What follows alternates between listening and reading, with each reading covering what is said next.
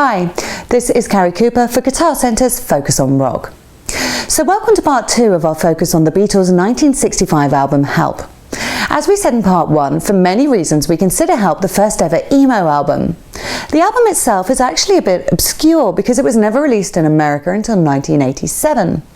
In the 80s, Capitol Records chose to release the UK version of the Beatles albums when they released them as CDs. So in America, Help, as the Beatles originally conceived it, arrived for the first time.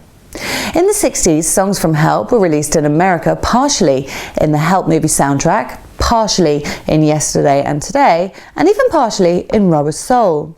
But Help clearly works its emo best as the Beatles originally designed it in its UK edition order. Rolling Stone considers Help number 331 in their list of top 500 albums, and most bands would love to be on that list. But with 5 Beatles albums in the top 15, Help is clearly an afterthought for most reviewers. But it's quite hard for any band to release an album with 2 masterpieces. The album is bookended with the song Help by John Lennon as track 1 and Paul McCartney's Yesterday as the next to last track at number 13. So about the song Help, John Lennon, in an interview for Playboy magazine, said, "I was actually crying out for help. Most people think it's just a fast rock and roll song. I didn't realise it at the time. I just wrote the song, well, because I was commissioned to write it for the movie. But later, I knew I was really crying out for help.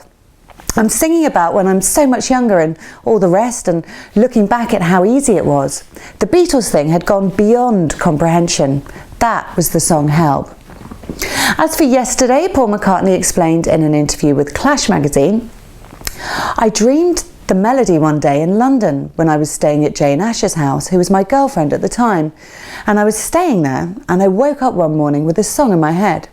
So I went round for weeks, first of all to John and then to George, then to Ringo, George Martin, various people, and said, 'What's this tune, man? I can't get it out of my head. What is it?'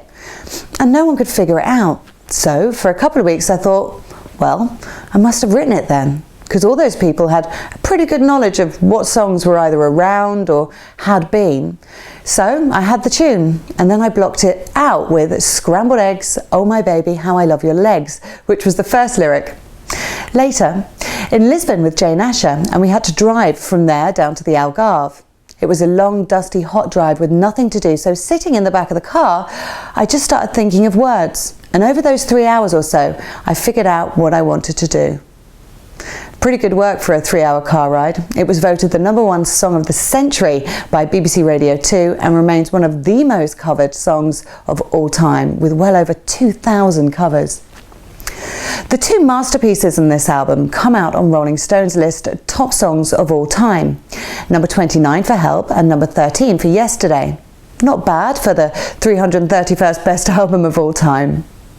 This is Carrie Cooper for Guitar Centre's Focus on Rock. You can shop for the greatest selection of music gear on earth in store or at guitarcentre.com.